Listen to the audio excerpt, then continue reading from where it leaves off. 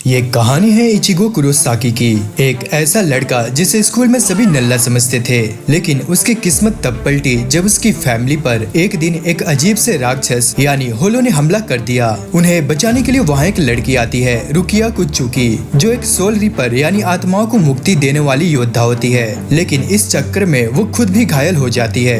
मजबूरी में वो इचिगो को थोड़ी सी अपनी ताकत देती है, पर इचिगो तो ठहरा पागल बंदा। वो सारी ताकत ही खींच लेता है और खुद बन जाता है वो एक सोल रीपर। और उसकी तलवार इतनी बड़ी कि खुद रुकिया भी देखकर डर जाती है। अगली सुबह इचिगो कुछ गुंडों की कुटाई कर रहा होता है।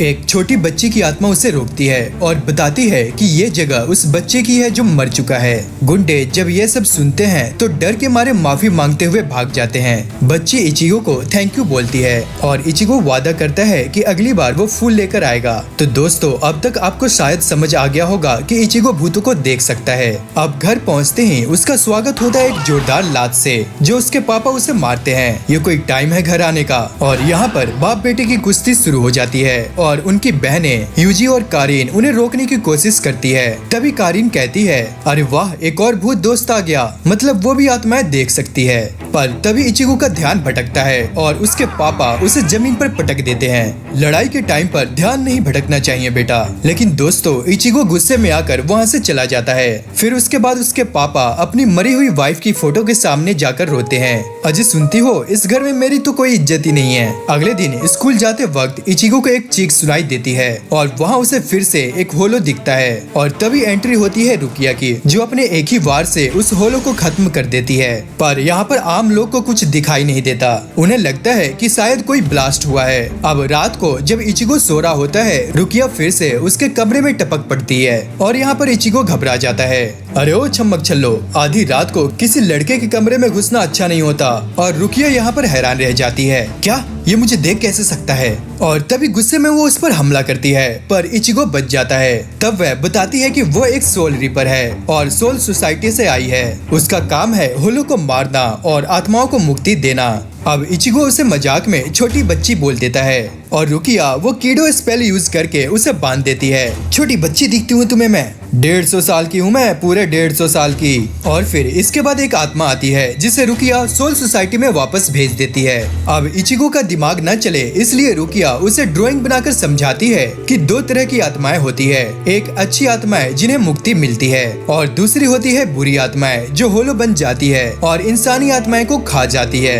अब यहाँ पर इचिगो रुकिया की घटिया ड्राइंग को देखकर जोर जोर से हंसने लगता है। तो रुकिया भी यहाँ पर कम नहीं होती, वह उसके चेहरे पर मूछें बना देती है। अब दूसरी तरफ एक और होलो एक लड़की की आत्मा के पीछे पड़ा होता है, लेकिन उसे कुछ और स्मेल आती है और वो वहाँ से चला जाता है। तभी इचिगो की बहन यूजू घायल हालात में वहाँ आती है। वो कहती है, भैया कारीन को बचाओ, पर इचिगो तो यहाँ पर बंधा होता है। अब रुकिया वहाँ पर बाहर जाती है और देखती है कि कारीन को होलो ने पकड़ रखा है। इचिगो किसी तरह से हाथों की जंजीरों को तोड़कर वहाँ पर पहुँच जाता है और रुकिया ये देखकर हैरान रह जाती है कि इसने मेरी स्पेल कैसे तोड़ दी। अब इचिगो कुर्सी उठाकर होलो पर हमला करता है, लेकिन होलो उसे दूर फेंक देता है। तभी रुकिया उससे लड़ती है और कारीन को छुड़ा लेती है। अब उसे समझ आ जाता है कि होलो शुरू से इचिगो के पीछे था, क्योंकि जब से इचिगो उस बच्ची के संपर्क में आया था, उसका स्पिरिचुअल प्रेशर भी बढ़ गया था। अब अच्छी बुरी दोनों तरह की आत्माएं उसकी ओर खींचने लगी थी, इसलिए उसकी बहनों की जान भी खतरे में पड़ जाती है।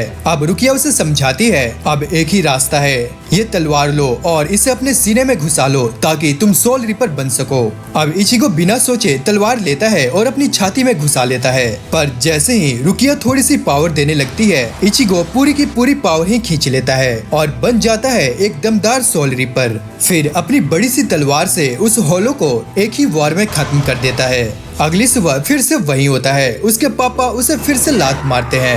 ये कोई तरीका है सोने का?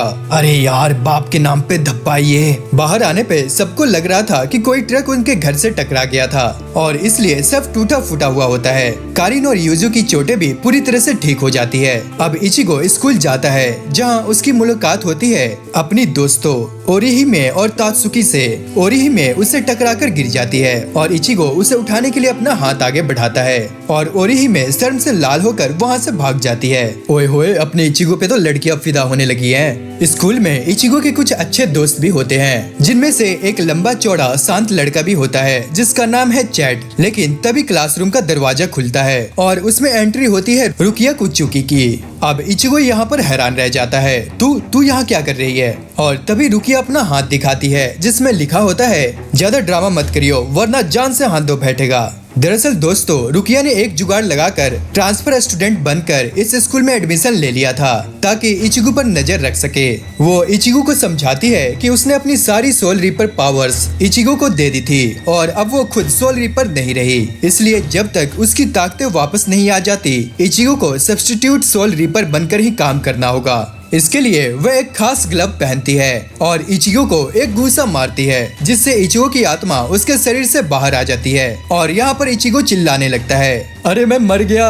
अरे चुप कर, मरा नहीं है तू, बस शरीर से बाहर आया है। अब रुकिया को अपने गैजेट से पता चलता है कि एक होलो किसी बच्ची के पीछे पड़ा है और वो दोनों वहाँ पहुँचते हैं और इचिगो उस होलो की अच्छे से धुलाई करता है, फिर उस बच्चे की आत्मा को सोल सोसाइटी वापस भेज देता है। दूसरी तरफ एक दिन ओरोहिमे को एक घोस्ट घूर रहा होता है और ये और कोई नहीं बल्कि उसका बड़ा भाई होता है जिसकी 2 साल पहले एक्सीडेंट में मौत हो गई थी। कुछ होलो उस आत्मा को पकड़कर ले जाते हैं और मिलकर उसका भक्षण करने लगते हैं जिससे वो भी होलो में बदल जाता है। अगले दिन इचिगो और रुकिया देखते हैं कि एक कार ओरोहिमे को टक्कर मार देती है, लेकिन चौंकने वाली बात यह होती है कि उसे एक खरोच तक नहीं आती। अब रुकिया उसके पैरों पर एक खास निशान देखती है और इचिगो उसे ओरोहिमे के बारे में बताता है। दरअसल 2 साल पहले उसके भाई की मौत हो गई थी, उसके बाद से वो अकेली रहती है। रुकिया समझ जाती है कि शायद एक्सीडेंट के वक्त उसी भाई ने ओरोहिमे को बचाया था और अब वो आत्मा किसी इंसानी आत्मा जैसी नहीं रही। अब रात को इचिगो अकेले मस्ती में पड़ा होता है, तभी उसे एक अजीब सी आवाज आती है जो रुकिया के गैजेट से आती है, क्योंकि वो बिना बताए इचिगो के कपड़े की अलमारी में रह रही होती है।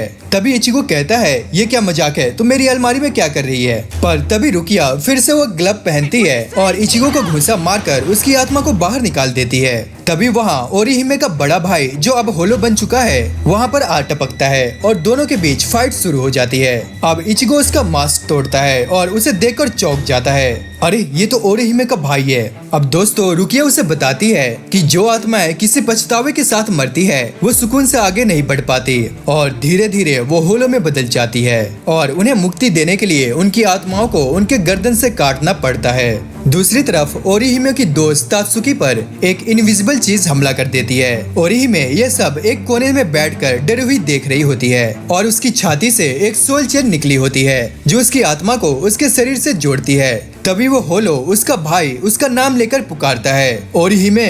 और तभी इचिगो और रुकिया वहाँ तेजी से पहुँचते हैं। इचिगो कहता है, अगर वो उसका बड़ा भाई है तो उसे नुकसान क्यों पहुंचा रहा है? रुकिया कहती है, होलो बनने के बाद आत्माएं भावनाएं खो देती है, वो अपने अंदर के खालीपन को भरने के लिए इंसानों की आत्माएं खाते हैं। पर दोस्तों, तभी होलो ओरिहिमे की आत्माएं पकड़ लेता है और कहता है, क्या तुम मुझे भूल गई? एक समय था जब तुम रोज मेरे लिए प्रार्थना करती थी, लेकिन अब तुमने मुझे भुला दिया। तुमने तात्सुकी के साथ दोस्ती कर ली और मुझे नजरअंदाज करने लगी, इसलिए मैं यह बना हूँ। और इसके बाद वो ओरिहिमे को मारने की कोशिश करता है, लेकिन तभी इचिगो वहाँ पर आ जाता है और उसे वहाँ पर बचा लेता है। तभी इचिगो को यहाँ पर बहुत ही ज्यादा गुस्सा आ जाता है और वो जोर से कहता है, क्या यही भाई होता है जो अपनी ही बहन को मारता है? तभी होलो उससे कहता है, तुम क्या जानो, मैंने उसे पाला है, उसे बड़ा किया है और वह मुझे भूल गई। और दोस्तों, तभी उन दोनों के बीच यहाँ पर जबरदस्त फाइट शुरू हो जाती है। अब होलो जैसे ही इचिगो पर हमला करने वाला होता है, ओरिहिमे वहाँ पर आ जाती है और अपने भाई को रोक देती है। माफ करना भैया, मैंने ही कहा था कि मुझे अकेला छोड़कर मत जाना और इसी वजह से तुम्हारे दिल में अफसोस रह गया। पर अगर मैं हर वक्त तुम्हारे सहारे ही रहती तो आप शांति से कभी आगे नहीं बढ़ पाते। मैं बस इतना दिखाना चाहती थी कि मैं अब अकेली जिंदगी जी सकती हूँ और मैं खुश हूँ। मैं हमेशा आपको फील कर सकती थी। अब ये सब सुनकर होलो चिल्लाने लगता है, मैंने ये रास्ता खुद नहीं चुना, किसी ने मुझे जबरदस्ती होलो बना दिया। अगर कोई ताकतवर होलो किसी कमजोर आत्मा को खा ले तो वो उसकी आत्मा को कंट्रोल कर सकता है। अब दोस्तों, लंबी लड़ाई के बाद वो होलो यानी ओरिहिमे का भाई कंट्रोल से बाहर आ जाता है, पर ओरिहिमे की आत्मा शरीर से बाहर होने की वजह से उसकी हालत बिगड़ने लगती है, पर रुकिया उसे हील करती है। उधर ओरिहिमे का भाई देखता है कि ओरिहिमे आज भी वो हेयर पिन पहनती है जो उसने अपनी मौत के दिन उसे गिफ्ट किया था, यानी उसने कभी अपने भाई को भूला ही नहीं था। अब ये देखकर वो खुद को खत्म कर लेता है, क्योंकि वो जानता है कि अब ज्यादा देर तक वो होलो के कंट्रोल से आजाद नहीं रह पाएगा। अगली सुबह जब रहमी स्कूल जाती है तो उसके चेहरे पर एक अजीब सी हंसी होती है और कहानी भी उससे ज्यादा अजीब होती है। वो क्लास में सबको बताती है कि कल रात उसके कमरे में सुमो चैंपियंस आ धमके थे और उन्होंने ही सब कुछ तोड़फाड़ की। अब उसके दोस्त सोच में पड़ जाते हैं, क्या इसने सच में अपना सिर कहीं टकरा तो नहीं लिया। लेकिन असल में रुकिया ने अपने एक्सपीरियंस का इस्तेमाल करते हुए रहमी की यादें मिटा दी थी, ठीक वैसे ही जैसे उसने कुरोसाकी की फैमिली के साथ किया था। दूसरी तरफ हम देखते हैं कि 3 लड़के एक तोते की बात कर रहे होते हैं और वो कोई आम तोता नहीं बल्कि डेथ पैरेट होता है, जिसे मनहूसों का सरदार भी कहा जाता है। कहते हैं जो भी इसे पालता है उसका जल्दी ही राम नाम सत्य हो जाता है। तभी एक भारी स्टील बार उनके ऊपर गिरने लगता है, लेकिन तबाही के ठेकेदार चार्ड वहाँ पर आ जाता है और उन सबकी जान बचा लेता है। दूसरी तरफ हम देखते हैं कि वंडर वर्ल्ड में एक होलो मीटिंग कर रहा होता है और वो अकेले ही बैठा होता है और अकेले ही बातें कर रहा होता है। हम अपनी एग्जिस्टेंस पूरी करने के लिए ह्यूमन सोल्स को खाते हैं और सोल रिपर्स की आत्माएं तो बटर चिकन जैसी टेस्टी होती है। असल में दोस्तों उस मनहूस तोते के पीछे भी इसी होलो का हाथ होता है, लेकिन तभी वो तोता बोलने लगता है, मेरा नाम है यूइची शिबाता। दूसरी ओर इचिगो का फीची बता रहा होता है कि उसकी और चार्ट की मुलाकात 8वीं क्लास में हुई थी। चार्ट के ऑरेंज बाल को देखकर लोग उसे धमकाते थे, उसे पीटते थे, पर चार्ट चुप रहता था। लेकिन एक दिन उसने फीची को बचाया।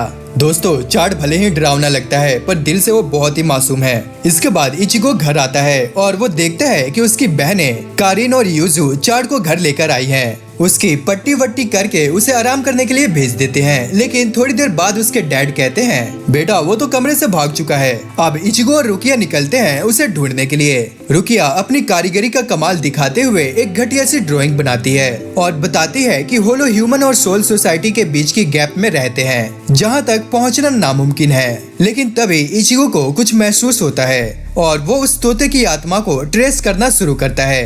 तभी उसके सामने आत्माएं की रिबन जैसे स्ट्रिप्स हवा में लहराने लगती है और वह उसे ट्रैक कर लेता है। और दोस्तों रुकिया भी यहाँ पर हैरान रह जाती है, ये क्या, ये तो बिना सीखे सोल रिबन पहचानने लग गया। दूसरी तरफ चार्ट तोते के साथ भाग रहा होता है, लेकिन तोता बोलता है, प्लीज मुझे छोड़ दो, जो भी मुझे रखता है मर जाता है।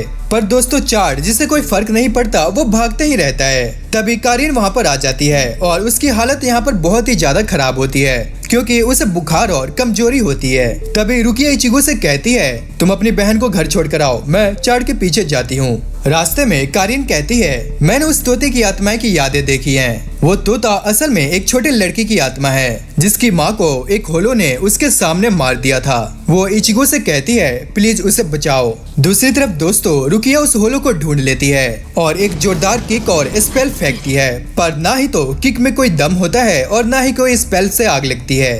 अब दोस्तों चार्ट यहाँ पर हीरो मोड में आ जाता है और वो तोते को एक किनारे पर रखता है और होलो को सीधा एक पंच मारता है। शांत हो जा, बेगुनाह की जान लेनी है तो पहले मेरे बूट चख। और दोस्तों इसके बाद चार्ट एक खंबा उखाड़कर सनी देओल अवतार में होलो को पटक देता है। लेकिन कहानी यहीं खत्म नहीं होती। होलो अपने छोटे छोटे मिनियन मॉन्स्टर्स भेजता है जो रुकिया और चार्ट पर हमला कर देते हैं और फिर वो होलो उस पैरेट को पकड़ लेता है। होलो रुकिया के पीछे दौड़ता है और रुकिया इचिगो की तरफ दौड़ती है। अब बच के कहाँ जाएगा तू।